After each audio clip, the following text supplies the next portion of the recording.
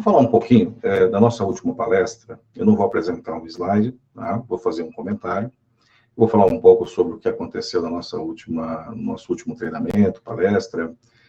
Hoje nós vamos contar com a colaboração da Gláucia Brito, que vai falar sobre os EPIs da área do psicossocial. Temos a Rogéria, do departamento nosso de RH, que também vai fazer os comentários pertinentes à documentação, informação para a rede social. Sempre é muito importante ter esse tipo de sinergia dos departamentos, né? E isso vai ser replicado para a empresa, porque a gente vai explicar direitinho para que serve a NR1, os aspectos, né, psicossociais, os aspectos da área do departamento de RH, e depois nós vamos finalizar com 2 pontos bastante importantes, né? Que é a parte jurídica. Isso é bem relevante. A parte jurídica nossa, a doutora Elaine, também já está presente, né? Comigo também aqui, participando, e vou falar sobre a suspensão da aplicação das multas, a confusão que pode estar gerando na cabeça das empresas, né? Porque a suspensão é de 90 dias, mas é a aplicação da multa. Então, vou falar um pouquinho sobre isso, sobre a decisão do ministro André Mendonça, e vamos começar, né, o nosso bate-papo aqui. Como eu sei que as pessoas que estão participando, algumas delas, né, não conseguiram participar do nosso primeiro treinamento, eu vou falar um pouquinho do que aconteceu no primeiro treinamento sobre a NR1, porque era o problema da vigência. Então, quando nós fizemos a outra palestra, o outro treinamento, a gente estava falando exatamente, agora nós temos a NR1 vigente com as alterações. E quais alterações, né? Qual a alteração importante dessa NR1 de 2026? Que ela começou em 2025. Então, ela foi prorrogada para 25, 26 de maio agora. Então, ficou um ano, mais ou menos um ano, né, de testes, vamos dizer assim, porque o teste não é do governo federal, o teste era da empresa, onde ela teria que se adaptar às regras da NR1. Agora, qual que é a grande mudança da NR1? A grande mudança é o problema do psicossocial. E o psicossocial tem relação dos riscos, né, psicossociais no ambiente de trabalho. Aquilo que pode gerar, por exemplo, para o trabalhador, uma crise de ansiedade, uma crise de estresse crônica, né? E também aquilo que é mais conhecido como burnout, né? Agora, assim, essa história da NR1, de trazer isso ao problema psicossocial, nasce aonde, né?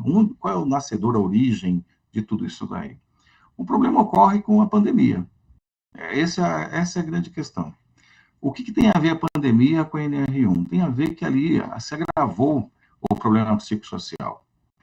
O problema dos distúrbios, vamos dizer assim, no ambiente de trabalho que causava nesses trabalhadores, que causam ainda nesses trabalhadores, o estresse crônico, uma crise de ansiedade, depressão, burnout, e tudo isso, qual é a consequência natural? A pessoa é afastada por determinação médica para se tratar. E aí você leva para o seguro-saúde, que vai cuidar disso daí, que é a Previdência Social. Então, o prejuízo acaba sendo duplo. A empresa que deixa de ter o seu colaborador em condições de trabalho, por causa de uma questão de saúde mental. Depois, a Previdência Social, que vai ter o custo, né, para bancar. Primeira parte, o custo é para bancar o seguro-saúde. E o segundo custo da Previdência Social é a própria saúde dessa pessoa, que vai ter que se socorrer do SUS. Então, houve um agravamento, isso na pandemia, onde o custo para a manutenção da saúde desses trabalhadores afetados por exemplo, burnout, né, que aí já é o grau máximo, mais severo do afastamento, né? Primeiro pode ser uma crise de ansiedade, uma depressão, uma crise crônica de estresse, mas quando chega no burnout é porque a pessoa colapsou. Então, nesse ponto, o prejuízo é muito maior, porque qual é o prazo para retorno? Pode ser em 3 meses, pode ser em 2 anos, eu tenho um histórico de 2 anos, históricos menores, e pode ser que a pessoa tenha um problema permanente, e não estou falando de aposentadoria por invalidez, estou falando de afastamento e recebimento de seguro-saúde por um longo período, e a própria Previdência sem saber o que fazer, né? Fazendo de tudo para evitar a aposentadoria precoce daquela pessoa por invalidez, né? Então, um prejuízo muito grande. E aí, para agravar a situação, nessa época, a Previdência Social começou a ingressar com ações contra as empresas, porque descobriram que aquela questão de saúde não era uma questão de saúde natural da pessoa, por uma questão provisória, mas sim causada, né, um agravamento causado pelo estresse no ambiente de trabalho. Fizeram a mudança da NR1 e trouxe essa responsabilidade para as empresas. Então, hoje, você tem o seu NR1, isso chama PGR, que é o Programa de Gerenciamento de Riscos da Empresa, muito voltado à NR17, que é o problema ergonômico, que é a questão de conforto desse trabalhador no ambiente de trabalho, de acordo com as atividades, né, processos de produção, processo até de prestação de serviço. Então, isso daí levou-se para essa questão da saúde mental do trabalhador começou a ser incorporado na NR1. Na NR17, até para comentar um pouquinho, que já faz parte do dia a dia da empresa, né, que é o laudo ergonômico, esse laudo ele já cuidava de uma parte cognitiva da saúde no ambiente de trabalho, mas daquelas pessoas que trabalhavam literalmente usando a mente, né? E como não o esforço físico, mas o esforço mental, por exemplo, o pessoal de TI, né? Um pessoal de telemarketing, por exemplo, então usa muito telefone, muita conversa, muita atenção, então isso daí já tinha uma preocupação nesses laudos de ergonomia. Agora, com a questão psicossocial, virou não um problema, né, mas a transferência dessa, vamos dizer assim, dessa cautela com essa saúde mental do trabalhador, passando para a empresa. Então, a empresa agora, ela tem que, dentro dos seus gestores de SST, né, que seria Segurança e Saúde do Trabalho, onde envolve empresas terceirizadas, envolve equipes, por exemplo, internas de CIPA, né? A CIPA já tinha um trabalho, assim, fundamental nessa questão de saúde mental do trabalhador, na questão do assédio sexual, né? Isso aí já fazia parte, faz parte de questões da CIPA. Mas agora, vamos levar isso para um grau muito maior, que a gente vai ter que identificar as áreas, os fatores de risco, de psicossocial, né, de risco de dano psicossocial no trabalhador. Então, assim, por exemplo, a gente discutiu naquela palestra que foi dada anteriormente, por exemplo, metas abusivas. Então, por que a meta é abusiva? Porque ela não tem condições de ser atingida. A empresa sabe naturalmente que a meta é impossível de ser atingida, mas ela coloca porque se atingir metade, é o máximo que ela gostaria mesmo de ter. Então, não pode ter uma meta abusiva.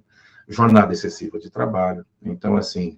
E aí nós temos que pensar o seguinte, como é que pode ter uma jornada excessiva de trabalho se ele tem que trabalhar 8 horas por dia, né? E com a possibilidade de prorrogação de 2 horas extras? Como é que poderia ter essa questão de jornada excessiva de trabalho? Na verdade, é aquele tipo de estresse que gera naturalmente na atividade. Uma atividade, por exemplo, de grande concentração, de grande esforço físico. Então, quando você coloca das 8 às 8 horas, sem interrupção, somente aquela parte da hora da refeição, que é obrigatório, então o funcionário fica na empresa 9 horas, com 1 hora de descanso para o almoço. Mas a atividade dele de 4 horas, depois um intervalo de 1 hora, em vez de 4 horas, acaba sendo excessivo por causa do esforço que a pessoa tem, mental ou até físico, né? E aí você tem uma jornada excessiva. E as horas extras também contribuem para isso. A gente tem dado bastante consultas para as empresas para dizer o seguinte, olha, hora extra é uma questão excepcional. Não é que ele tem naturalmente ali as 8 horas e tem que cumprir mais 2 horas extras todos os dias. Não, não é isso, porque a fiscalização do trabalho poderá questionar se não há necessidade da contratação de mais uma pessoa. É por isso que envolve a questão de jornada excessiva. O horário dele, constitucional, que ele deve trabalhar, são 8 horas por dia, com mais 1 hora para descanso. Tá? O assédio moral é um problema muito grave também, isso está ali no psicossocial. E aí vou fazer um puxadinho e dizer o seguinte, já que é um resumo, não é uma palestra propriamente dita, né, em relação a esse assunto, estou fazendo só algumas considerações. O assédio moral sempre foi um problema dentro da área do trabalho, né? Isso se agravou não só com a pandemia, antes da pandemia, já um movimento muito forte no judiciário, na Justiça do Trabalho, onde tem uma cartilha. Então, essa cartilha ela fala do dano moral e do assédio moral, e depois do assédio sexual, que aí virou uma preocupação, ou preocupações do Poder Judiciário, mais especificamente do trabalho. Ministério Público do Trabalho, sindicatos, a Justiça do Trabalho, e aí, fazendo um esforço conjunto, criar uma cartilha nesse sentido, mostrando que esse problema de hierarquia na empresa é que vai gerar o assédio moral. O dano moral é uma coisa mais isolada, podemos classificar dessa forma. Então, uma determinada situação, existe uma ofensa, uma exigência, aí provocou-se um dano moral isolado, específico.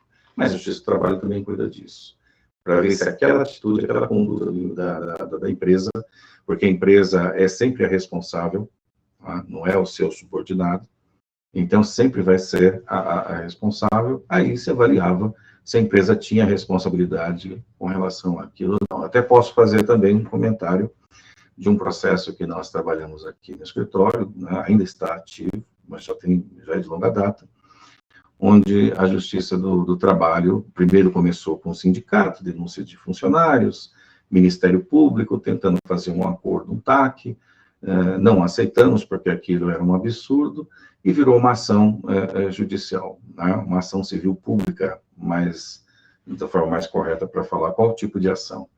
E a juíza, no primeiro momento, não concedeu a tutela de urgência, que seria o afastamento da diretoria da empresa, mas depois a própria UNPT, né, que é o Ministério Público do Trabalho, recorreu dessa decisão, foi para o tribunal e conseguiu o afastamento. Para a gente conseguir o retorno desse empresário, levou-se ali 12 meses, exatamente 12 meses. E a gente só conseguiu recorrendo para o TST, que é o Tribunal Superior do Trabalho. Aonde nós ganhamos ali para o restabelecimento dessa administradora, desse administrador, o sócio da empresa. A gente só conseguiu resolver essa questão porque estava muito clara ali a intervenção do Poder Judiciário na gestão da empresa. Porque quem funda a empresa, naturalmente, é o seu gestor. Se eu afasto esse fundador, esse gestor, obviamente a empresa fica sem rumo.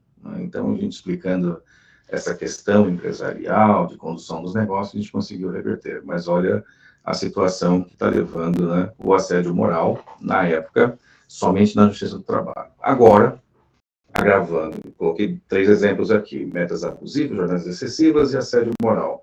Atualmente, nós temos um problema maior. Aumentou o grupo de fiscalizadores do assédio moral, da jornada excessiva, das metas abusivas e outros itens também que são considerados aí assédios, né, de modo geral. Isso agora está no psicossocial. Então, essa questão psicológica da pessoa era levada para a Justiça do Trabalho. A Justiça do Trabalho cuidava disso. Ou dava ou não dava a condenação da empresa em relação a esses abusos, né? Ou problemas psicossociais que levam, né, ao trabalhador. Agora, você tem a fiscalização do trabalho, a Delegacia Regional do Trabalho, por exemplo, você tem o sindicato, Ministério Público, com mais poder de fiscalização sobre essa questão. Por isso que foi incorporado no PGR. E o PGR, o que ele é? Se ele é um programa de gerenciamento, né, de riscos, e agora também do psicossocial, você vai ter que identificar quais são os fatores de riscos, né, que poderão causar danos psicossociais. Então, nós estruturamos a palestra aqui, de hoje, esse treinamento, da seguinte forma. Eu tenho um problema psico e social. Então, eu tenho um problema de ambiente de trabalho, organização do trabalho, de prevenção, a empresa tem que promover essa prevenção, e depois tem que, de que forma? Identificando esses fatores de riscos psicossociais.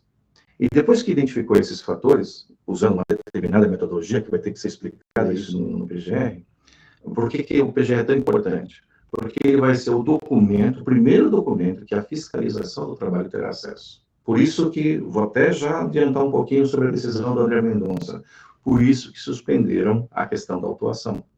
Porque quando entra 26 de maio, agora, a vigência da NR1, ou vigor, porque ela está vigente desde o ano passado, esse vigor, ou vamos falar no modo mais simples, essa vigência, ou seja, ela já pode ser aplicada, é para autuar. Não é para poder fazer as alterações, adaptações necessárias da empresa. Então, as consultorias de SST, né, que é o pessoal que vai fazer os laudos, já deveria ter feito essa análise. Essa análise, identificada ali toda a parte de fatores de risco sociais, né? Fazer esse mapeamento, que é o inventário, é o levantamento desses fatores, e também apresentar um plano de ação. Porque quando você fala de PGR na parte de ergonomia, na parte de psicossocial, né, que aí envolve também o psicossocial, porque a ergonomia vai trabalhar o conforto da pessoa no ambiente de trabalho. Então, ele vai ter que ter um conforto físico, né, um conforto biológico, e aí agora também você vê psicossocial. Né? O físico você vai analisar ruídos, né, a questão de barulho, a questão todo o esforço físico, né, sobrecarga também. Então, essas questões mais simples da ergonomia. Né? Tinha o cognitivo, mas a questão do cognitivo era mais voltada para as áreas que trabalhavam mais com a cabeça. Né? E não que os outros trabalhadores não trabalham com a cabeça, mas tem áreas que exigem um poder maior de concentração. Por exemplo, clássico é o TI. Né? E essa é a parte cognitiva. Mas também se aplicava às demais pessoas. Mas não era uma preocupação de prevenção, preventar um controle, né? Você precisa fazer esse levantamento, você precisa fazer o controle contínuo, então é uma questão de PDCA, vai ter que ter melhoria contínua sobre esse assunto, tá? Para tentar evitar, ou no mínimo, necessárias, ações necessárias, né? Para poder reduzir, eliminar, ou até mesmo fornecer um EPI. Agora, qual é o EPI do psicossocial? Por isso que nós estruturamos essa palestra de hoje, mais ou menos assim, né? Eu faço uma abordagem mais genérica da questão, depois a Gláucia entrará no segundo módulo aqui, né, daqui a pouco, para falar sobre os EPIs psicossocial, e a Rogéria vai falar sobre essas questões, né, de RH, que é importante, porque ela é o filtro, né? Tudo que vai acontecer na empresa vai parar no RH, e o RH tem que ter a habilidade, num primeiro momento, para dar um atendimento, e no segundo momento, um encaminhamento para o departamento jurídico, o pessoal de SST, mas vai ter que resolver essa questão, até porque esses laudos, não o PGR, não vai passar. Então, o fisco tem. O fisco, eu quero dizer, fiscalização do trabalho, né, tem acesso, e o próprio Ministério Público do Trabalho vai ter acesso ao e-social. Então, eles conseguem mapear, controlar o que está acontecendo nas empresas. Mas quando a fiscalização fosse até a empresa, o PGR tem que estar à disposição. Então, esse PGR vai ter que constar o inventário, né, mais uma vez, estou repetindo, o inventário dos fatores de risco psicossociais, né, vai ter o plano de ação, ok? E a implementação. Então, por exemplo, se a empresa identificou isso no começo, em janeiro do ano passado, o que ela veio fazendo para acompanhar, para melhorar toda essa questão do psicossocial? Quais são os indicadores que ela utilizou para poder provar para a fiscalização que ela acompanhou essa questão do psicossocial? Tá? Eu vou fazer aqui uns comentários mais simples, tá? Sobre a própria NR1, no 1.5, que é a questão do psicossocial, e chamar a atenção a algumas questões importantes, tá? O que é o PGR, né? Então, é a questão de gerenciamento de riscos ocupacionais. A finalidade desse gerenciamento é totalmente preventiva, é realmente evitar que aconteça algum tipo do fator, né, do fator de risco de psicossocial, aquilo que leve, na verdade, a um problema de saúde mental desse trabalhador, tem que ser afastado porque a empresa não cuidou da sua organização. Então, quando você fala mais ou menos de gerenciamento de riscos ocupacionais envolvendo o psicossocial, nós estamos falando de um programa de prevenção onde envolve a diretoria, o RH, os seus líderes, né, de departamentos e os colaboradores. Então, nós temos que entender que é um conjunto de procedimentos para evitar, prevenir o fator do risco, né, psicossocial. Tá? Então, é importante fazer um levantamento ou a caracterização dessas atividades ou operações, normalmente na NR17, eram insalubres, né, perigosas, e agora nós temos a questão do psicossocial também. Posso chamar a atenção também o que a organização deve fazer. Então, ela deve evitar, identificar, avaliar, classificar, implementar medidas de prevenção e acompanhar. Esse evitar, identificar, avaliar e classificar são os riscos psicossociais. Aquilo que gera um risco ocupacional, ou seja, um problema gerado dentro do ambiente de trabalho. Então, a tarefa maior da empresa é saber departamentalizar, obviamente, né, identificar os funcionários daquele departamento e verificar se naquele departamento existe um fator de risco psicossocial. Isso que tem que ser feito. E depois tem a interação desses departamentos. Isso que é interessante, também tem que levar em consideração essa interação. Não é só o departamento que vai gerar o risco psicossocial. A interação com outros departamentos também pode levar à mesma situação. Tá? Bom, o que a gente poderia também chamar a atenção é o seguinte: quais mecanismos, né, que devem ser adotados para se evitar, né, tudo isso? Qual é o tipo de programa que a empresa deve adotar? Bom, com certeza, né, participação dos trabalhadores, consulta a esses trabalhadores, para saber como é que é o ambiente, o clima, né, o clima do ambiente de trabalho, e realmente comunicar esses resultados. Isso é muito importante para que, todos os envolvidos tenham conhecimento disso. Então, a informação do PGR, o levantamento do inventário, o mapeamento de todos esses fatores de risco psicossociais, né, eles devem ser comunicados depois quais são as medidas que a empresa está tomando. É óbvio que dá para falar uma coisa assim também, né? Se eu não tenho, eu já consegui eliminar o meu problema de fator de risco psicossocial, ele não vai ser levado para o PGR, obviamente. Não faz sentido levar uma coisa que já está resolvida. Você vai levar aquela situação que você não consegue resolver, porque é inerente à atividade, mas você tem uma saída, né, eficaz para poder controlar, no mínimo controlar, aquele fator psicossocial. Fator de risco, obviamente, né? Então, assim, essa é a meta da empresa, essa é a obrigação da empresa de fazer o levantamento dos riscos, fazer o gerenciamento, apresentar soluções, né? Obviamente que aí eu vou ter que voltar àquela questão da metodologia, isso não está claro na NR, é por isso que a decisão do André Mendonça suspende por 90 dias, para ver se consegue equacionar essas falhas da NR1. A falha maior da NR1 é o seguinte: é você ter um conceito tão genérico, tão aberto, que a gente não sabe definir melhor qual é o melhor método, qual é a melhor solução. E o próprio governo, nessa ação do André Mendonça, ele explica isso. Ele fala: se eu crio um método apenas e um tipo de solução, como é que eu vou abranger todas as empresas no âmbito nacional? Né? Como é que eu vou abranger todo tipo de atividade, todo tipo de processo, cada um com as suas especificidades? É impossível. Então, essa decisão, para mim, é muito tensa, porque, num primeiro momento, ela entende o problema da norma, e o governo explica por que adotou aquela forma mais genérica.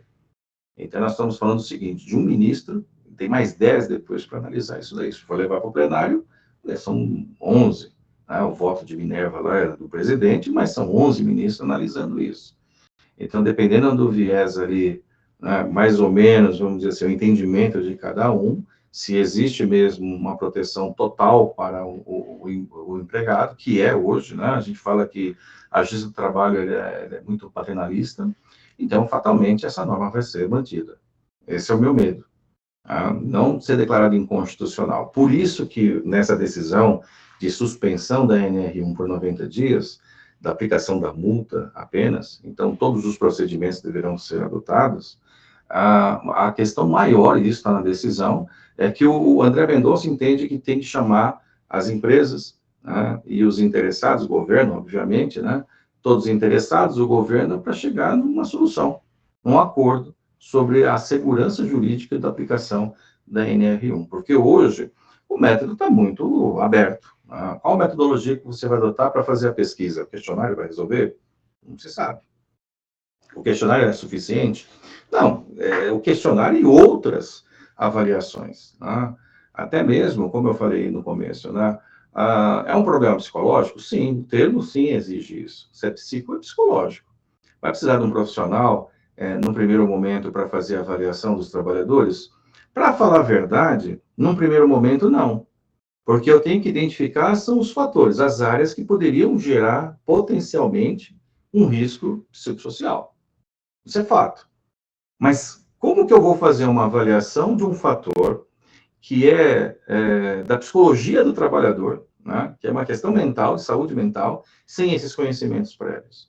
Então, para conciliar isso daí, é melhor falar o seguinte, é melhor ter uma equipe completa, né, fazer uma sinergia aí de habilidades para poder entender o que vai ser considerado como risco psicossocial. Tá? Deixa eu ver se eu tenho mais alguma coisa, porque meu tempo está esgotando aqui. Eu vou passar a palavra para a Gláucia. A Gláucia vai falar sobre os EPIs, né, e EPCs da área do psicossocial. Tentando dar uma abordagem psicológica, uma abordagem de preocupação clínica da coisa, né, porque ela é da área de neurociência, então está muito voltada ao que nós estamos falando aqui. Tá? Mas deixa eu ver se eu fecho com alguma outra. O plano de ação, falei alguma coisa. O desempenho das medidas de prevenção são os indicadores que eu tinha comentado, que precisa fazer o acompanhamento. Né? Que mais eu poderia. A documentação ela é muito importante, a documentação serve para o fiscal. Tá? É a documentação que compõe o PGR, o próprio PGR, que é um mapeamento, né, um inventário de riscos ocupacionais. E só para deixar, assim, uma questão muito importante na NR1, quando eu falo de inventário de riscos ocupacionais, esse é o documento mais importante. Ele compõe o PGR, mas ele é o documento mais importante. Por quê? Ele está falando de caracterização de processos, caracterização das atividades, né? Descrição desses perigos, identificação das fontes, as circunstâncias dessas fontes, né? Indicações ou indicação das possíveis lesões e agravos à saúde.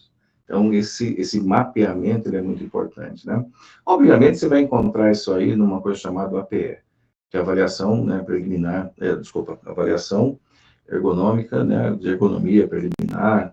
Esse AEP, na verdade, esse laudo, é um laudo também, ele faz uma avaliação prévia. E ele é um laudo ergonômico, que vai servir também de base para o PGR. Então, ele é muito importante para a elaboração do PGR. Mas é o PGR que vai trazer essas questões aqui, por exemplo, do inventário de riscos ocupacionais. Então, eu falei de indicação das possíveis lesões e agravos da saúde, indicação dos grupos de trabalhadores expostos ao perigo, né? Descrição das medidas de prevenção, ou seja, a empresa, além de identificar, ela também vai ter que apresentar, né, a questão da qual é a medida de prevenção que vai ser adotada.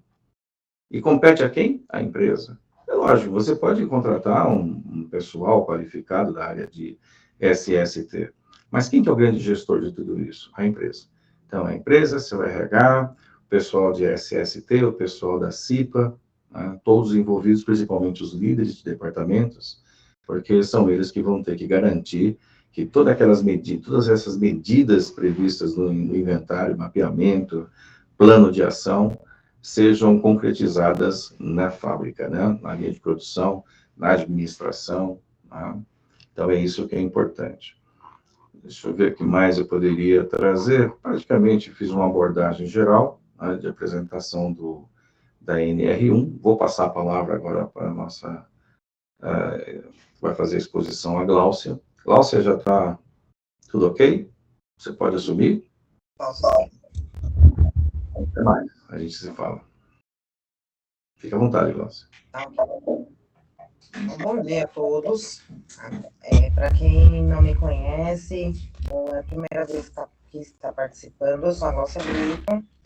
Eu sou especialista em neurociência e comunicação e saúde mental no ambiente de trabalho. Tá?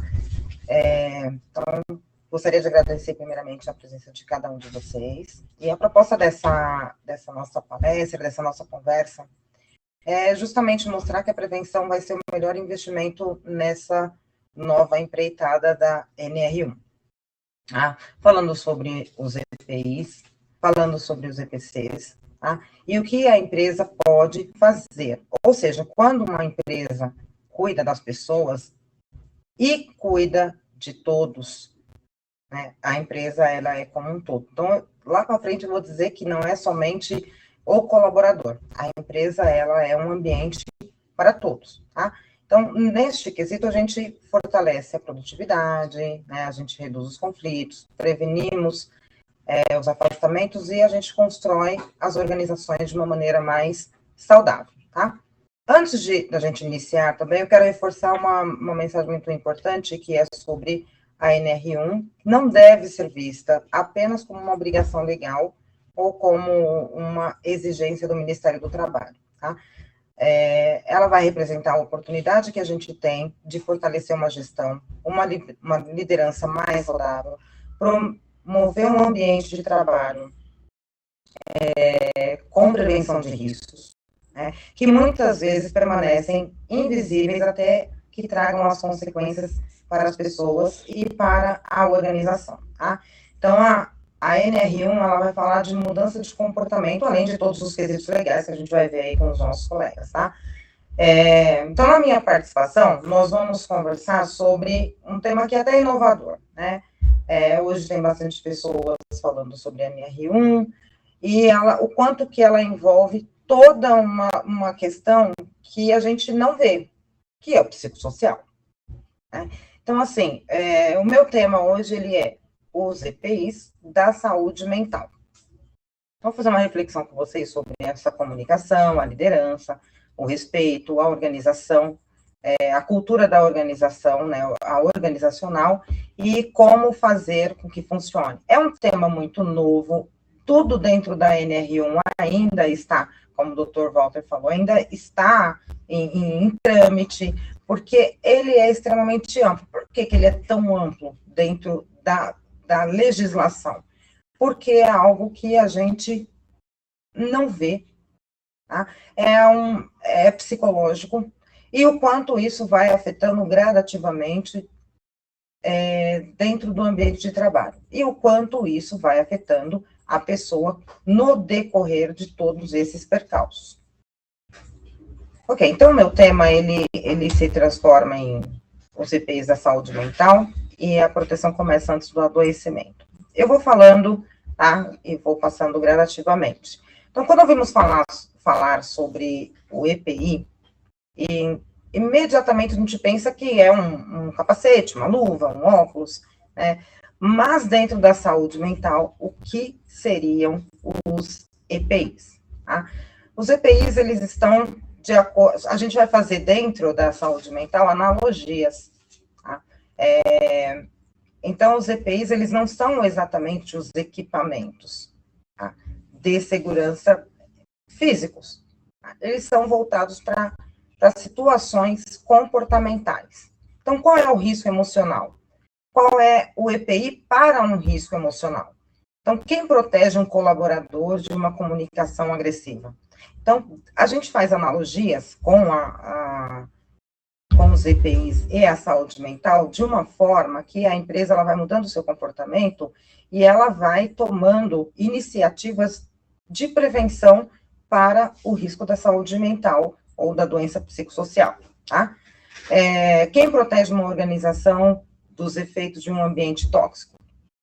Então, essas perguntas, elas nos levam a uma forma de pensar em prevenção, tá? Não é uma luva, não é um capacete, não é um colete, tá? Mas são as analogias que a gente faz dentro da saúde mental que fazem com que a saúde mental ela seja prevenida, tá? De uma maneira que o colaborador, neste momento, ele está sendo envolvido, todos, né? Ela é toda uma hierarquia, ela é toda uma liderança, são todas as pessoas que trabalham dentro da empresa. Então, todas as pessoas que trabalham dentro da empresa, que é o que a NR1 vem para reforçar, ela nos traz a necessidade de proteção geral, a proteção de todos, tá?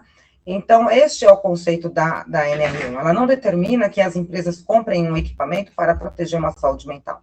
Ela determina que os riscos psicossociais sejam identificados, avaliados e controlados. E isso que vai mudar completamente a forma como nós enxergamos essa prevenção. Então, a partir do momento em que a empresa identifica um risco, ela precisa implementar as medidas para reduzi-lo, tá? Então, é isso, a partir daí, que nasce a analogia dos EPIs da saúde mental, tá? Então, esses EPIs, assim como... Não está aparecendo a minha imagem? Poxa, olha, acabei de dizer aqui que a minha imagem não está aparecendo. É isso? Desculpa, vocês estão vendo a minha imagem? Eu recebi um comunicado aqui que eu não estou aparecendo. Não, na sua imagem também não, e para mim não está aparecendo aqui a sua tela, mas você está explicando muito bem, pode continuar. Tá, eu vou continuar então, tá? Então vamos lá, deixa eu retornar ao slide aqui.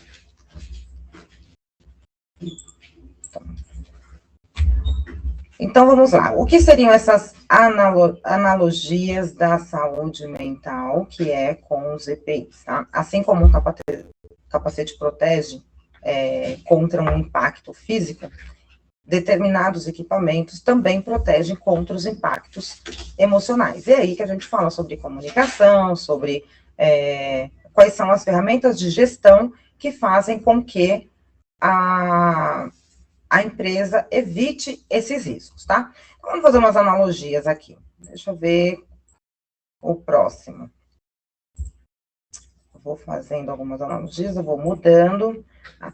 Vamos lá, vou fazer uma analogia sobre o capacete da comunicação. Então, o capacete da comunicação para a EPI da saúde mental, o que a gente tem um capacete que protege a cabeça, automaticamente, né? Da saúde mental, a analogia do capacete seria a comunicação. Então, a comunicação, qual seria essa proteção? Proteção das relações. Então, uma comunicação clara, que é o que mais a NR1 reforça, é a forma como a empresa vai se comunicar com o seu colaborador. Tá? Então, a empresa ela não perde a sua autonomia em questionar, ela não perde a sua autonomia em liderar, ela não perde a sua autonomia de fazer o seu trabalho funcionar, operacional, enfim, de uma maneira efetiva dentro da empresa. Mas a forma como você fala, isso sim é interpretado dentro da NR1. A forma como que você vai falar precisa ser uma comunicação clara, né?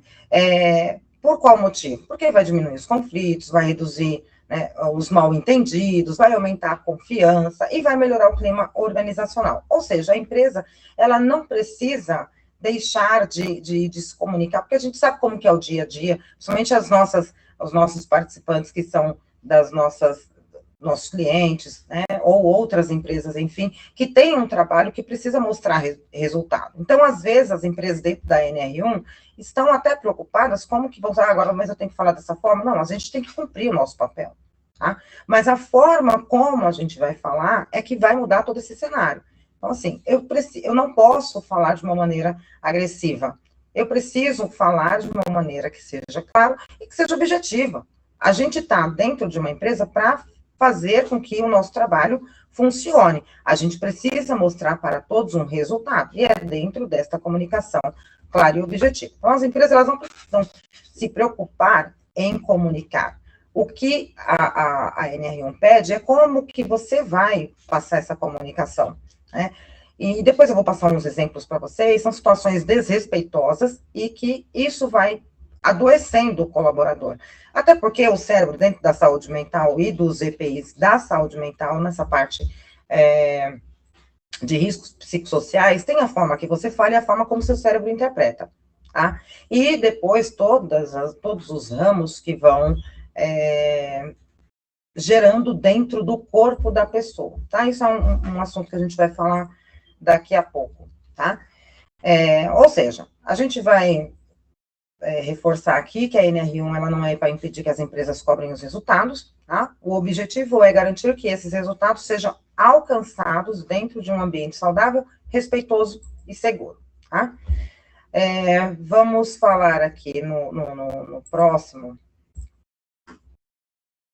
Bom, enfim, outras analogias que a gente tem, eu vou passando isso também ao longo do tempo, os óculos da empatia. Então, assim, a gente sabe que dentro de um ambiente, dentro de uma organização, de uma empresa, uma produção, etc., a gente usa óculos, né? O que seriam os óculos dentro da saúde mental? Eu vou fazer analogias bem rápidas por causa do tempo também. Então, os óculos, eles permitem enxergar melhor. Então, a empatia permite você compreender, né? E nem todo colaborador que apresenta baixo desempenho está desmotivado. Às vezes, ele não está sendo compreendido, ele não está sendo ouvido, tá? Ele não está tendo o espaço para ele demonstrar as necessidades que ele tem dentro daquele ambiente de trabalho. Ou seja, novamente a gente vai falar, independente dos óculos, que são outros objetos dentro da saúde mental, para a gente enxergar. Mas tudo isso está voltado, a gente vai sempre voltar para uma comunicação. Tá? Tudo tem que gerar em torno de um comportamento comunicativo dentro da empresa. A gente tem uma outra analogia, que são as luvas do respeito. Então, as luvas, elas evitam o contato com agentes nocivos. O que seriam os agentes nocivos dentro da saúde, dentro de um EPI de saúde mental? Ouvir esses agentes nocivos, né? Então, o respeito, ele impede que comportamentos nocivos contaminem o ambiente, assim como as luvas. Quando você tem contato com pessoas, contato com coisas nocivas, então você precisa de algum tipo de proteção. Então, nada mais é do que você ouvir sem humilhar, corrigir sem constranger, discordar sem ofender, reconhecer o trabalho das pessoas. E a gente não está dizendo somente sobre elogios. Nossa, fiz o meu trabalho, tenho que ser elogiado. Quando eu fiz o meu trabalho, é o meu compromisso com a empresa, tá? Mas reconhecer o trabalho das pessoas faz com que motive cada vez mais aquele ambiente. E ela vai sentir a necessidade de cooperar, ela vai sentir a vontade de crescer dentro daquele ambiente de trabalho. Então, tudo gira em torno do comportamento, até então, que a gente está dizendo aí dos EPIs, individuais, tá? Por enquanto, a gente vai falando do comportamento individual, tanto da pessoa que é a liderança, né, de quem lidera, quanto do liderado. Ou seja, um vai colaborando com o outro até a gente chegar aí num ambiente coletivo, tá? Na NR1, na nossa palestra passada, eu falei bastante sobre o cinto de segurança, né? O cinto de segurança, ele impede inúmeros acidentes, tá? Dentro do EPI da saúde mental, ele reduz as suas consequências. Então, para que a gente utiliza um cinto de segurança? Para que lá na frente a gente não tenha um acidente e automaticamente a gente corra um risco muito mais grave. Então, dentro da saúde mental, o EPI da saúde mental, uma boa liderança faz exatamente isso. Ela organiza o trabalho, define as prioridades, distribui as responsabilidades, reconhece os resultados e resolve os conflitos para que lá na frente a gente não tenha impactos negativos. Tá? Então, tudo isso dentro da saúde mental, dos EPIs da saúde mental, faz com que a gente promova um ambiente com redução significativamente de impactos psicossociais. E eu vou falar mais um aí, só para a gente dar continuidade, é o colete da cultura organizacional. O colete, ele protege os órgãos vitais, né? Então, dentro de uma cultura organizacional, protege os valores da empresa. Então, a NR1, ele veio para mudar o nosso comportamento social dentro do ambiente de trabalho, tá? É respeito à ética, é o respeito à ética da empresa, é a conduta que a gente promove dentro da empresa. Cooperação, diálogo, então ela protege todas as pessoas ao mesmo tempo.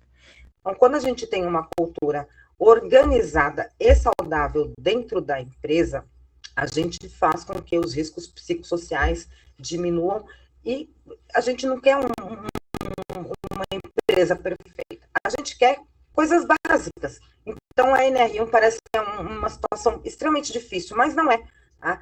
Ela é somente uma mudança de comportamento para proteger os valores das pessoas, que envolve o respeito, e os valores da empresa. Então, por isso que a gente vai falar, né, lá depois a gente vai falar, a doutora vai falar sobre a parte trabalhista, que é justamente o que a NR1 está pretendendo, que os valores da empresa sejam mantidos. E quando os valores da empresa são mantidos, eles reforçam a nossa conduta dentro do ambiente, fica um ambiente mais saudável, e é o que a gente fala o tempo todo. Os EPIs não substituem os EPCs, que é o que eu estava falando anteriormente. Os EPIs, por que eles não substituem os EPCs? Porque começam muito na forma individual para que a gente consiga trabalhar o coletivo. Tá? Então, dentro de uma organização, dentro de uma empresa, eu não trabalho sozinho. Tá? Eu trabalho orientando pessoas, demonstrando resultados, e o trabalho ele precisa se manter organizado. Né? Então, na saúde mental acontece muito isso.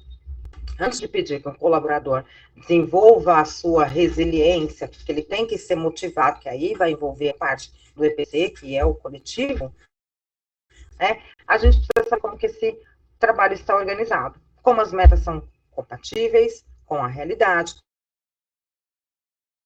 se a comunicação está clara, se há principalmente um canal de escuta onde a pessoa não vai ficar preocupada com retaliações, porque o que a gente tem hoje são pessoas que necessitam dos seus ambientes de trabalho, que elas precisam trabalhar porque elas têm que se manter, e a partir do momento que elas precisam se manter, elas suportam situações que muitas vezes elas não podem falar por causa de medo de serem demitidas, de sofrer algum tipo de retaliação de uma maneira geral, tá? Então, o que é importante para a empresa é manter um canal de escuta. Saber se esse gestor também foi preparado para liderar as equipes, porque quando eu tenho meu comportamento individual, é totalmente diferente de eu transferir isso para uma equipe. A forma que eu entendo de trabalhar dentro de uma organização, eu preciso saber e conhecer a minha equipe para poder liderar. Então, é uma prevenção coletiva, vai vir sempre antes do individual. O que hoje está acontecendo é o contrário. Primeiro eu sei como eu trabalho, daqui a pouco da forma que eu trabalho, eu vou lá e mando no meu coletivo. Não, eu preciso conhecer o coletivo primeiro, conhecer aquelas pessoas, entender o processo de cada pessoa para poder eu executar o meu trabalho. Se isso não vai funcionar, tá? Ou seja, então vamos passando aqui para os slides, já vai finalizar. O risco psicossocial, ele começa invisível, mas o corpo responde.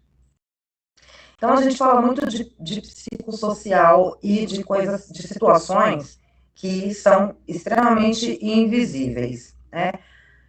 Mas o corpo, ele responde. Como ele responde? A partir do momento que o seu cérebro começa a entender e fazer uma proteção. O seu cérebro, ele absorve aquela informação e automaticamente ele vai começando a disparar sensações de prevenção. Então, ele começa a dar sinais, tá? Então, aqui, no slide, um corte pode ser visto, uma queimadura pode ser percebida, mas o sofrimento emocional costuma permanecer invisível.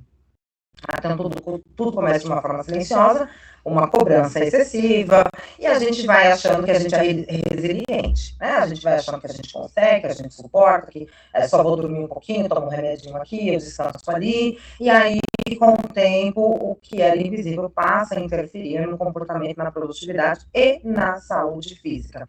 Então, o que as empresas precisam estar preparadas hoje é que parece que é uma situação difícil, e realmente ela é como a gente vai separar tudo isso. A gente precisa separar tudo isso, né?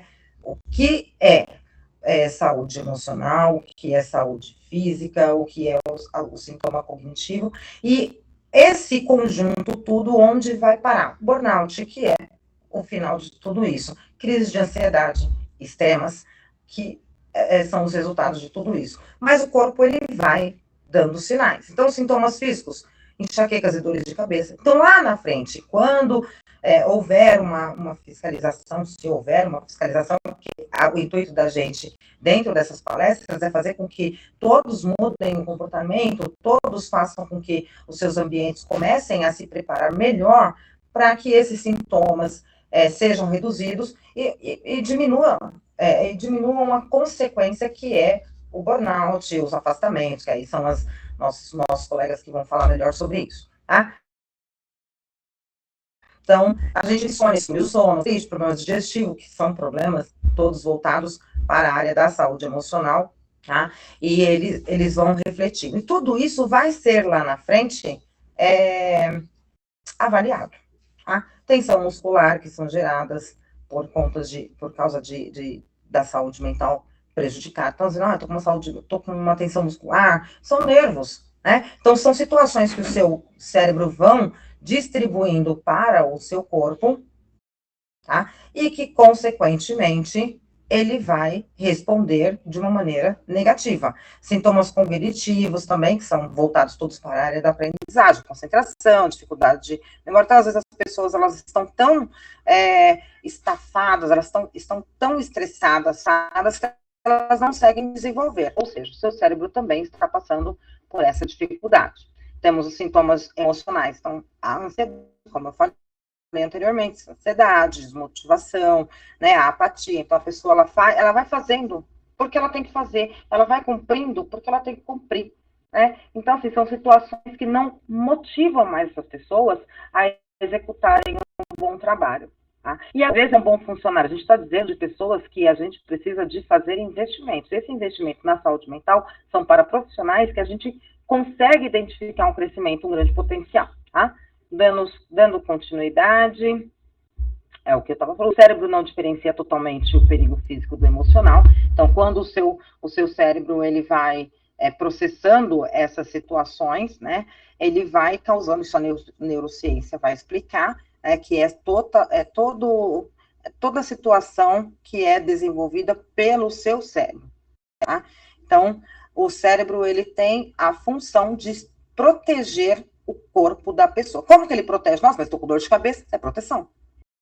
Eu estou com minha pressão arterial subiu um pouco, então é uma proteção. Ou seja, são sinais que você precisa entender como que é, conhecer o seu corpo e automaticamente buscar a melhor solução para ser resolvido. E muitas vezes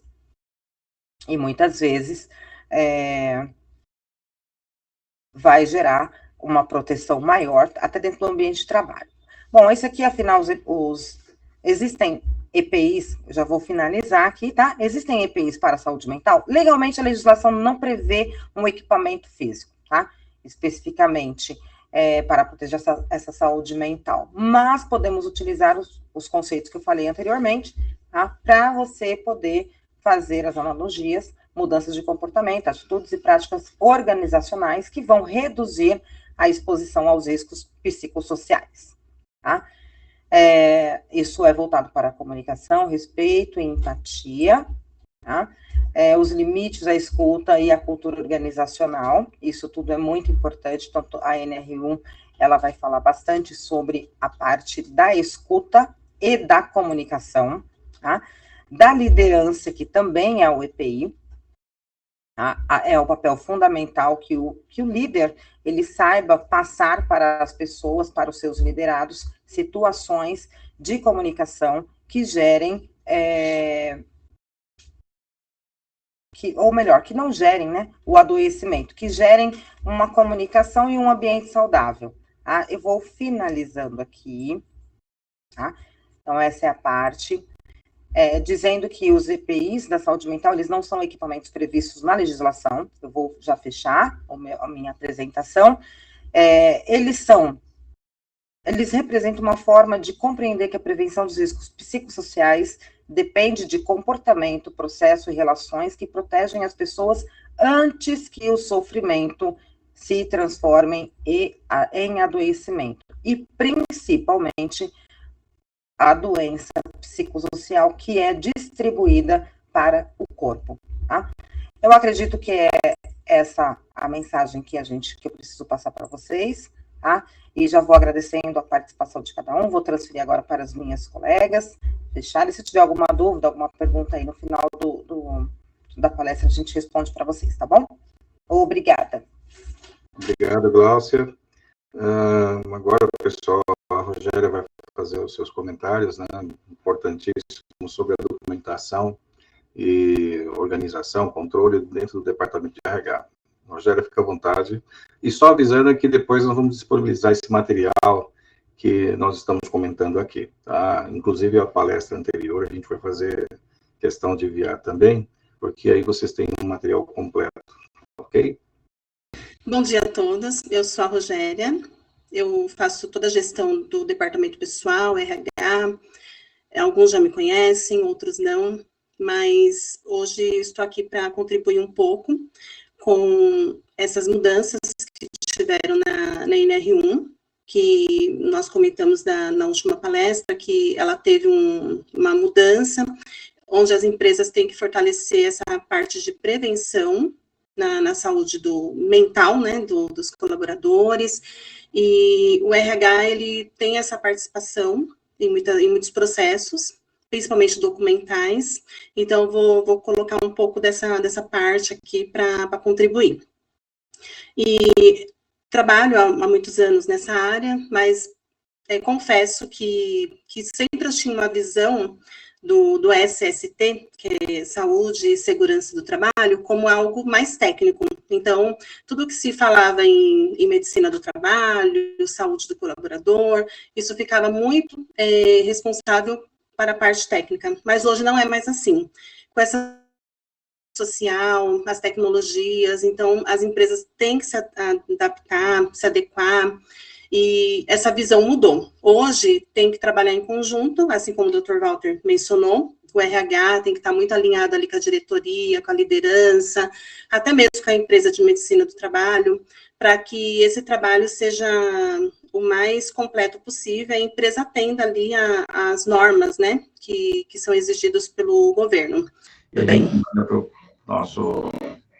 os nossos pessoas que estão assistindo a gente depois, tá bom?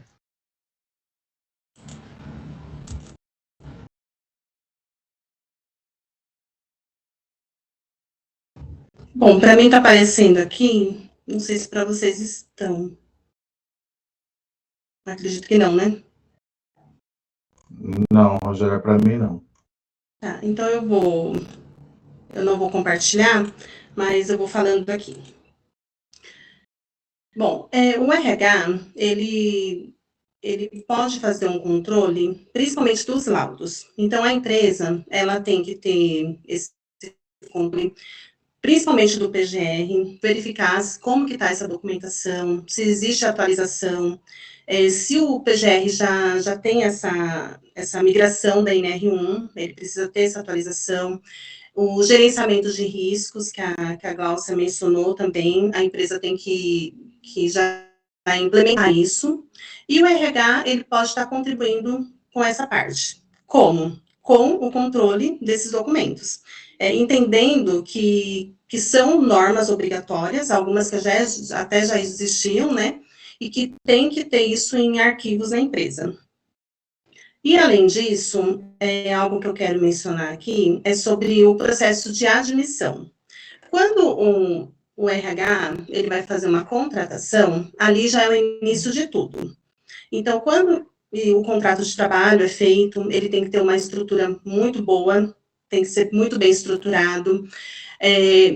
Como a NR1, tem alguns cuidados que a empresa vai ter que tomar, principalmente com a carga horária, com a função daquele colaborador, verificar se a documentação está de acordo com a realidade, os exames admissionais que também tem que ser feito. Então, toda essa parte estrutural de admissão, o RH, ele já tem que preparar ali um documento de prevenção. Claro, como nós falamos, não existe um EPI próprio para a NR1, mas tudo que a empresa fizer para melhorias, isso já entende-se como uma prevenção. Então, essa parte de admissão, que tudo nasce ali. Então, o RH ele tem muito esse contato com o funcionário. Então, ele sabe ali as condições, o que ele vai, as tarefas que ele vai desempenhar. Então, tudo isso também serve como base para ter esse controle. E, além disso, os EPIs, né, que já são existentes, de algumas atividades que o funcionário tem que utilizar. Algo que eu queria mencionar aqui é que tem que ter um controle. Então, não é simplesmente colher assinaturas de um protocolo e falar, entreguei o seu documento de proteção. Na verdade, não é só isso. O funcionário ele tem que ter ciência dessa utilização, mas como que o RH pode contribuir com isso? Pode fazer um controle, verificar as reposições, verificar as validades. Isso tem que estar tudo muito em ordem também, de forma organizada, para reduzir os riscos, até mesmo de acidente. E eu recebo muito mensagens de algumas empresas em relação aos adicionais de insalubridade e periculosidade. Por quê? Algumas empresas solicitam que simplesmente pague aquele adicional. E como que eu oriento? Essa parte já é uma parte mais técnica. Por quê? Existe o PGR, então ali já tem a questão das condições do ambiente de trabalho, existe um documento, uma análise, uma vistoria que é feita naquele ambiente de trabalho. Então, dependendo ali da proteção, do equipamento que o funcionário vai utilizar, não tem nem necessidade de pagar esse adicional de insalubridade.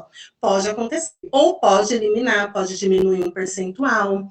Então, sempre eu oriento, essa documentação tem que existir, então a sua empresa tem que ter os laudos para que pague de forma correta. Então, esse controle também é essencial, tá?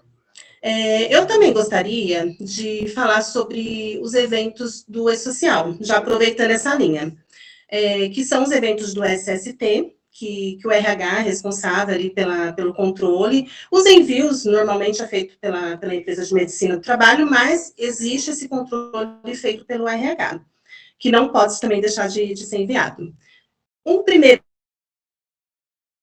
e ele é justamente as condições ambientais do trabalho. Ele informa os riscos ocupacionais do E-Social, ele também interfere na questão da aposentadoria daquele funcionário, né, que é o PPP, o conhecido PPP, que quando o funcionário se desliga da empresa, ele solicita esse documento para a empresa. Hoje, isso é online. Antes era um documento que a empresa prendia, entregava o formulário, hoje não, hoje é online. Então, se isso não estiver no social, aquele funcionário vai solicitar essa documentação, então a empresa não vai ter, e vai ter que fazer isso retroativo. E isso já dá uma margem ali para o governo até fiscalizar online. Então, esses eventos, eles têm que estar muito bem assim, bem informados ali no E-Social, de forma correta, acompanhamento do RH, com essa empresa de medicina do trabalho, e está de acordo com as informações dos laudos. E além do 2240, tem o 2220, que é o monitoramento da saúde, que é o exame médico, quando o funcionário ele está entrando na empresa, que é o admissional, que ele é feito, frisando que esse exame ele é feito antes do funcionário iniciar as atividades. Ele não pode ser feito após o início, ele tem que ser feito antes. Então, ele tem que passar ali pelo médico do trabalho.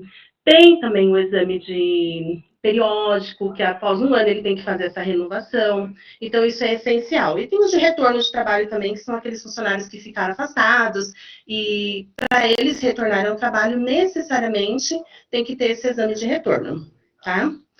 Além disso, também temos a CAT. A CAT também é online, é pelo e-social. Também é essencial ter essas informações, existe um prazo para ser cumprido. Então, assim, para concluir, a empresa, ela tem que estar com essa parte documental totalmente ok. Porque não basta simplesmente a empresa implementar ali NR1, fez as medidas, mas não colocar isso no documento. Então, tem que ser a realidade e documental. E quem vai ajudar nisso é o próprio RH. O RH ele tem muita importância nesse assunto de normas, né, regulamentadoras. Ele tem uma importância muito grande na empresa, porque ela está com esse contato direto, não só com o funcionário, mas também com a liderança. Por isso que é importante. E a NR1, ela veio justamente porque, eu falei isso na palestra passada, foi devido a uma quantidade muito grande de afastamentos que tiveram, de afastamento previdenciário, pessoas que estavam com problemas psicológicos, ansiedade, depressão. Então, o INSS fez um levantamento, isso em 2024, e trouxe essa adaptação para as empresas diante dessa quantidade que teve. Então, se a empresa ela não se adaptar, ela vai continuar tendo esses afastamentos. Então, qual que é o intuito disso? Reduzir. E reduzindo, também isso é estratégico para a empresa, porque quando uma empresa ela tem muitos acidentes de trabalho no ano anterior, ela paga uma alíquota no INSS, que a folha de pagamento tem a retenção, que é o INSS, que é retido do funcionário, a empresa paga, só que é retido do funcionário, mas tem a parte empresa, que é os 20%. Mas, além disso, o governo, ele criou uma alíquota também, que é a alíquota RAT-FAP. Então, é de acordo com a estimativa de acidentes de trabalhos, afastamentos e auxílios-doenças também, que é feito esse cálculo. Então, tem a alíquota que eu já peguei, que deu até 24%, além dos 20%, temos mais 4%, então é muita coisa. Então, quanto mais reduzir, isso é melhor, em questão de, pensando aí estrategicamente em relação à empresa, para não ficar tão oneroso. E, obviamente, não só isso, o principal também é aquele funcionário ter todo o respaldo, ter a documentação dele toda correta, organizada, estar no ambiente saudável, implementar essas medidas que a empresa fez aquele planejamento, gerenciamento de risco, isso é essencial ser feito. Está tendo essa adaptação, né? Muitas empresas já iniciaram os processos, outras não, mas eu quero me colocar aqui à disposição, em dúvidas que tiverem de documentos, eu fico aqui à disposição para dar esse auxílio. E eu creio que essa parte da parte do RH seria isso hoje, mas eu fico aqui à disposição para qualquer esclarecimento adicional. E agradeço mais uma vez por estar aqui com vocês. Obrigado, Rô. Bom, vamos ouvir agora a doutora Elaine, aí depois eu volto com você só para fazer um fechamento. Obrigado, viu? Bom dia a todos. Para quem não me conhece, sou advogada responsável pela área trabalhista do escritório, né, cuidando aí não somente dos processos trabalhistas em si, mas da parte de fiscalização, tanto do Ministério do Trabalho como do Ministério Público do Trabalho, que tem sido aí um foco, tem aumentado uma quantidade absurda, né, as denúncias estão ocorrendo cada vez mais, e aí as empresas têm sido acionadas para isso, então a gente faz toda essa parte judicial e extra do acompanhamento das empresas. Tá? Voltando um pouquinho aí sobre o que nós falamos na palestra passada, o foco da NR1 é realmente a mudança de mentalidade das empresas. Né? Nós, como a Rogéria comentou, nós viemos de uma cultura que a documentação era feita, nós tínhamos todos os programas em mãos, PCMSO, o antigo PPRA, enfim, mas a aplicação, ela não acontecia efetivamente, né? Hoje em dia, isso precisa acontecer até para que a empresa tenha condições de brigar aí judicialmente e junto aos órgãos de fiscalização. O Dr. Walter vai se ater aí com um pouco mais de cuidado com relação às penalidades especificamente, mas a fiscalização, ela continua, ela sempre existiu, né? E aí a gente vai trazer um pouquinho desse aspecto aí da área jurídica, porque a energia ela teve sua atualização aí aplicada, e agora, né, a partir de maio, valendo, né, de forma integral, e aí a questão das multas, a gente tem aí algumas peculiaridades, mas a justiça ela já vem aplicando esses cuidados, né, com o trabalhador já há algum tempo, desde aí da Constituição de 88, que a norma já vem trazendo situações onde vai obrigar a empresa a se adaptar e a cuidar dessa saúde do trabalhador. Na Constituição, por exemplo, no artigo 7º, a Constituição fala que a empresa é obrigada a manter um ambiente seguro e saudável. E aí, a questão das MRs foram mais efetivamente observadas aí com relação aos EPIs, efetivamente, como a Glaucia falou, capacete, luva, isso passou a ter um peso muito maior após a Constituição. O Código Civil também traz as responsabilidades, porque a empresa, a partir do momento que ela deixa de fazer a sua parte, deixa de cumprir as suas obrigações, né, de forma, deixando que tudo corra solto, sem uma fiscalização, sem acompanhar esse trabalhador, ela também vai ter uma responsabilidade sobre isso, sempre que ela causar um dano ao trabalhador, né, como a parte civil, ela cuida aí da sociedade como um todo, dos danos entre pessoas, entre empresas, enfim. E aí ela traz isso para o ambiente de trabalho. Sempre que a empresa for responsável por um dano diretamente ao trabalhador, ela vai ser responsabilizada, e isso a Justiça do Trabalho já vem aplicando aí há bastante tempo. E a CLT, finalizando, também traz alguns pontos um pouco mais superficial, mas ela indica que a empresa vai ser obrigada a cumprir as normas de segurança, ela vai ter que cumprir e fazer cumprir. Então, quando a gente fala dos prepostos, que os prepostos têm responsabilidade e que a empresa também vai responder, né, pela atitude deles, é nesse sentido. Não basta a empresa manter os programas, mas ela tem que tomar providências para que esses programas efetivamente tenham cumprimento, para que isso realmente aconteça, os controles, enfim, do ambiente, ele tem aplicação imediata. Tá? A parte documental é importante, obviamente, e aí esse nosso foco aqui também, hoje em dia, além de toda essa mudança de pensamento, adaptação da documentação, a empresa precisa, quando se deparar aí com uma situação, e buscar os planos de ação, enfim, a aplicação dos EPIs, EPCs, documentar tudo isso. Né? A Justiça do Trabalho, ela trabalha com provas. Né? Nós precisamos documentar e demonstrar para o juiz, para o Ministério Público do Trabalho, para o fiscal do trabalho, como a aplicação aconteceu. Não basta entregar o PGR, não basta entregar aí, os programas que foram feitos, os planos de ação, realmente precisa toda uma conscientização dos funcionários, tudo que for feito em termos de treinamento, de entrega de documentos, precisa estar documentado, listas de presenças, vídeos, formas palpáveis para que a gente possa trazer para a justiça esse quadro de que a empresa realmente se adaptou, que ela realmente cumpriu, tá? Então, a parte documental é essencial, tanto nas fiscalizações do Ministério Público e Ministério do Trabalho, como na Justiça Comum. Nós tivemos até, comentei na parte anterior de um cliente nosso, que contou com uma condenação tanto de adicional de periculosidade como de doença ocupacional, no grau, o funcionário teve aí uma redução pequena da capacidade, mas foi considerado uma doença ocupacional, e no tribunal, diante de todo o histórico da empresa, de todos os treinamentos que eram feitos, de toda a estrutura que a empresa tinha de cuidados com o trabalhador, a gente conseguiu reverter essa decisão, demonstrando que eventual adoecimento não se deu por fatores internos do trabalho.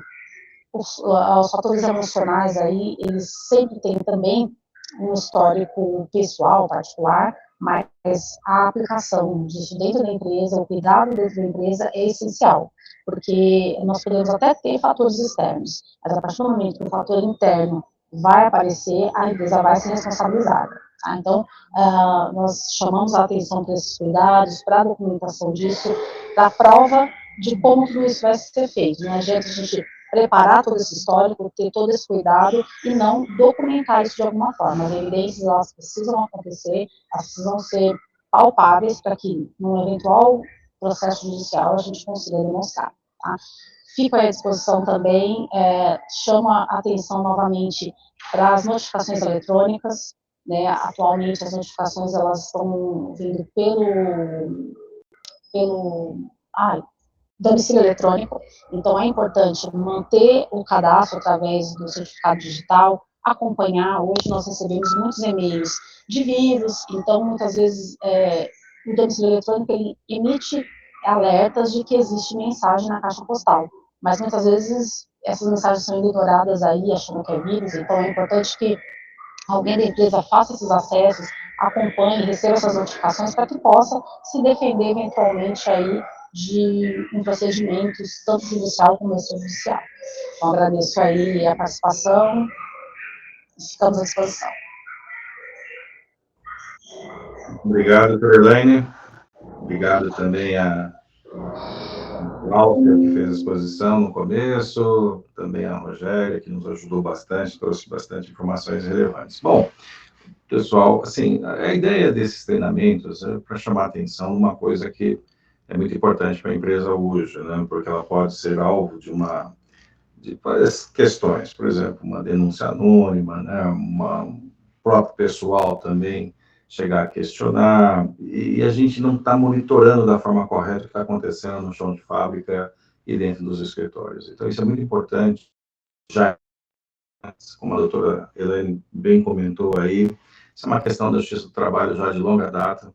O dano moral não é algo desconhecido da empresa, o assédio moral, o assédio sexual, isso é de conhecimento comum.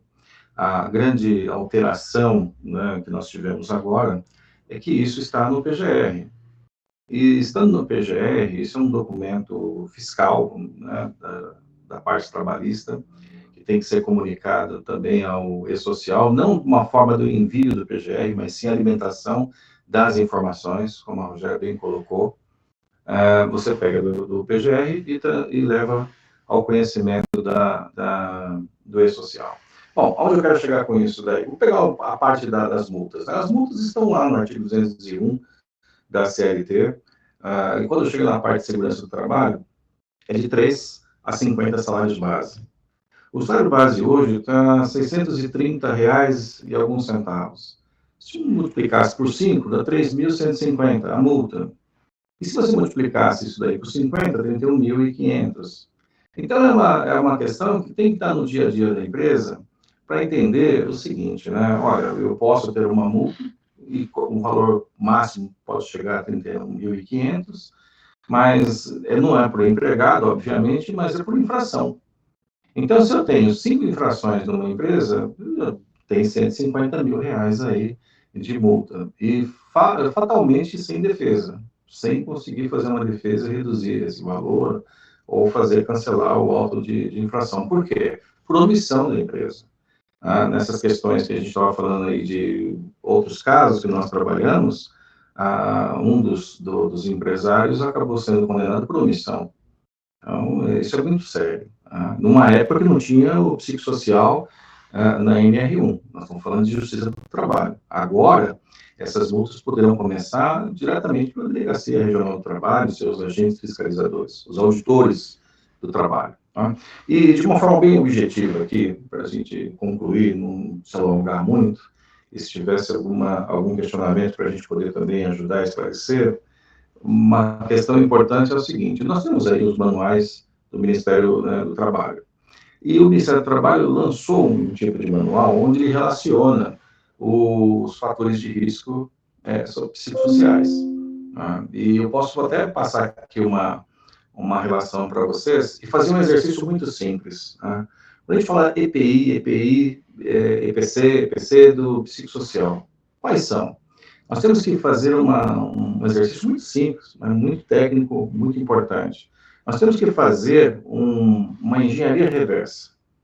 Nós temos ali um problema, um fator de risco, aí vindo para trás, chegando na causa, na origem, você vai criar algum mecanismo, né, para poder reduzir, eliminar, controlar, igual o IPI. Esse é o IPI do psicossocial. A Glaucia comentou sobre muito bem sobre esse assunto, né? Então, eu vou passar aqui a relação desse manual do Ministério do Trabalho. Né? Assédio de qualquer natureza do trabalho é um fator de risco social. Isso está na relação do Ministério Público do Trabalho. Tá? Má gestão de mudanças organizacionais. Baixa clareza de papel e função desse trabalhador dentro da sua atividade. Baixas recompensas e reconhecimento. Falta de suporte e apoio no trabalho. Baixo controle no trabalho, falta de autonomia. Baixa justiça organizacional. Eventos violentos ou traumáticos. Baixa demanda no trabalho, ou seja, subcarga. Excesso de demanda no trabalho, sobrecarga. Né? Mau relacionamento no local de trabalho, né, entre as pessoas, trabalho em condições de difícil comunicação. Na palestra anterior, no treinamento anterior, a gente falou sobre a comunicação agressiva, trabalho remoto e isolado. Essa relação de hipóteses, né, de perigos na parte psicossocial, isso está numa relação do próprio Ministério do Trabalho, Ministério Público do Trabalho, né? E na questão da consequência, né, lesão ou agravo ao lado psicossocial do trabalhador, todos são considerados como um transtorno mental. Ou seja, numa eventual fiscalização da empresa, o que o fiscal do trabalho, né, esse auditor do trabalho, identificará? Se tem assédio, má gestão, baixa clareza, baixa recompensa, falta de suporte, né? E aí, ok, eu tenho aqui o fator de risco e sei qual que é a consequência, isso é o transtorno mental. Não estando no PGR, eu estando no PGR, não havendo controle, não havendo um plano de ação, fatalmente haveria uma multa. E essa multa é aquela do 201 da CLT. Podendo ser para cada item que for constatado aqui, isso em hipótese, tá? A gente não tem um caso concreto, porque não começou ainda, vai começar a partir de 90 dias, né? Provavelmente. Então, nós temos R$31 mil aí para cada ato mencionado. Então, vamos colocar assim, tá? Qual que é o EPI do item 1? Assédio de qualquer natureza no trabalho. Aqui foi difícil porque é de qualquer natureza, mas vamos colocar o item 2 aqui, má gestão de mudanças organizacionais. Tá ótimo. A má gestão quer dizer o seguinte, eu tenho um plano de gestão que não está sendo executado a contento. Aí, o meu EPI necessário para corrigir isso é treinamento do líder. Esse é o EPI dessa parte. Por quê? Má gestão de mudanças na organização quer dizer que muda sem um plano, sem uma organização, sem uma metodologia, sem uma planta, um layout, né, da organização e a boa explicação para os trabalhadores dessa área. Então, a única forma de você criar um EPI para isso daqui, obviamente que os indicadores ou aquela questão de grau de satisfação do trabalhador naquele departamento, isso vai monitorar, isso vai trazer informação para você. Mas qual que é o EPI? Treinamento do líder. Tá? Baixa clareza de papel e função, líder. Baixa recompensa e reconhecimento. Aí o líder entra em ação, mas a diretoria também precisa estar ciente, porque precisa ter um plano de carreira, de reconhecimento, recompensa desses trabalhadores que trabalham com meta, por exemplo. Né? Falta de suporte e apoio no trabalho. Com certeza, líder. Né? Não estou culpando os líderes, mas são eles que estão na linha de frente com os colaboradores. Né? Baixa justiça organizacional. Aí uma questão de justiça é muito difícil você valorar o que é justiça para um e para outro, né? Mas temos que encontrar essa causa primeira dessa baixa justiça, né? e criar um EPI para aquela situação. Ou seja, para tratar todo mundo de forma igual é possível, né? Mas isso está no nosso ordenamento jurídico. Tratar os desiguais dentro das suas desigualdades. Não quer dizer que todo mundo tem que ser igual. Cada um vai ter um tratamento específico de acordo com a sua desigualdade, né? Eventos violentos ou traumáticos, fica fácil isso daqui para encontrar o EPI, né? Baixa demanda no trabalho, a subcarga. Então, uma pessoa que tem uma baixa demanda de trabalho, que naturalmente não é isso que ocorre a sobrecarga, né?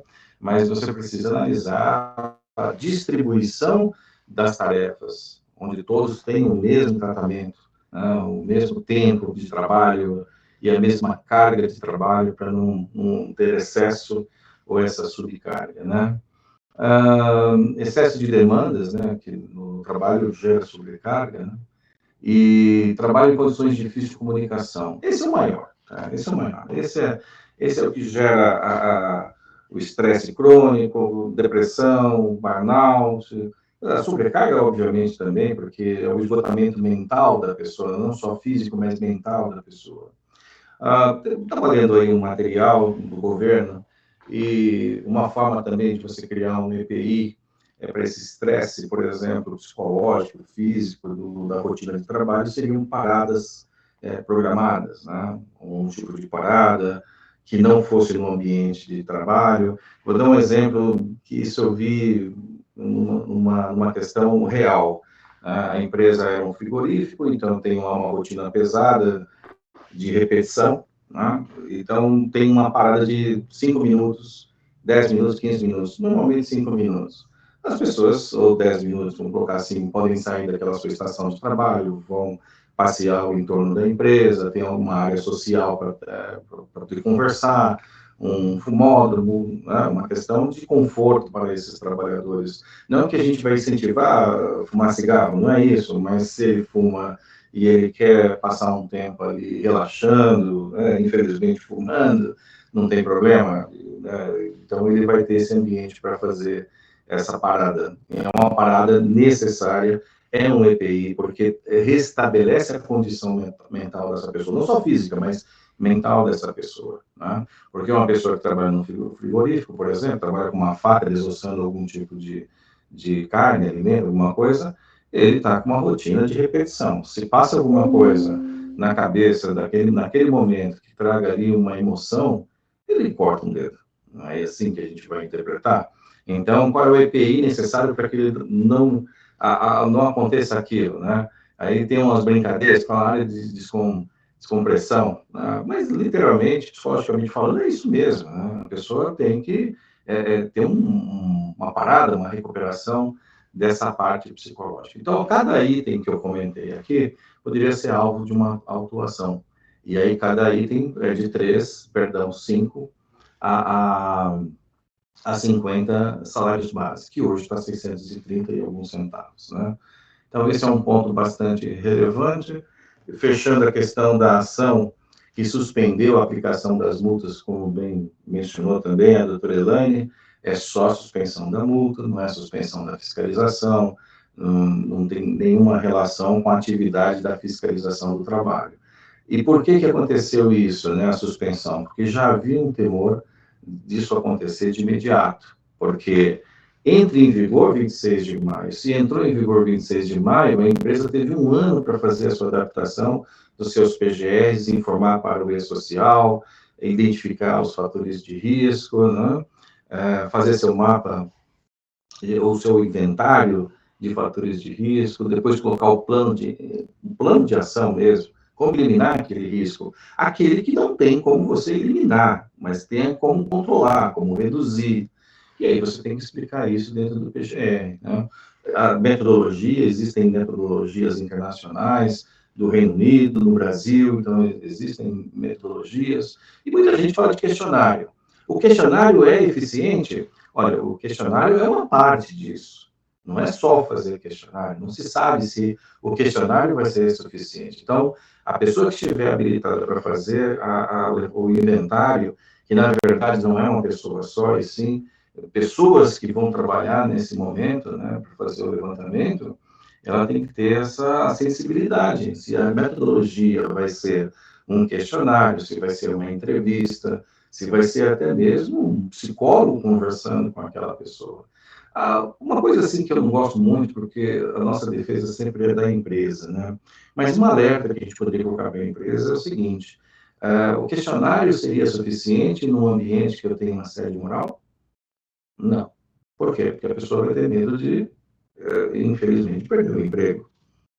Como é que eu vou identificar um líder, com todo respeito, porque, como eu disse, são as pessoas que estão na linha de frente. Como é que eu vou identificar um líder que está cometendo um assédio moral? Obviamente que é levando um psicólogo, alguém que faça com que aquela pessoa se sinta à vontade, que converse, que deixe um ambiente favorável para não ter medo.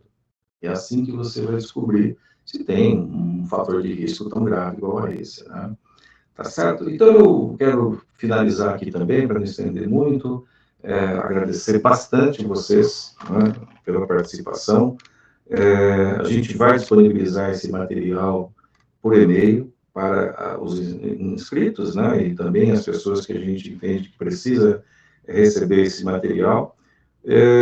Vou perguntar aqui para o meu suporte técnico se tem alguma pergunta que precisa ser respondida, e não havendo, eu vou pedir permissão para encerrar, colocar à disposição, pedir desculpas aqui pelas nossas falhas técnicas, né? Mas vocês me conhecem bem, sabem que sempre nós estamos à disposição, independente do nosso treinamento aqui, né? Não houve pergunta no chat, então eu vou encerrar a nossa exposição aqui, agradecendo de forma definitiva e nos colocando à disposição para esclarecer eventual dúvida que não ficou muito bem clara aí para vocês. Foi só um treinamento, a gente tenta fazer aqui um roteiro, mas está tudo muito em aberto ainda, né? A gente está tentando alertar as empresas e ajudar naquilo que for possível, porque isso aqui também é um preventivo. Mais uma vez, obrigado a todos, e a gente está encerrando aqui a nossa participação. Abraço.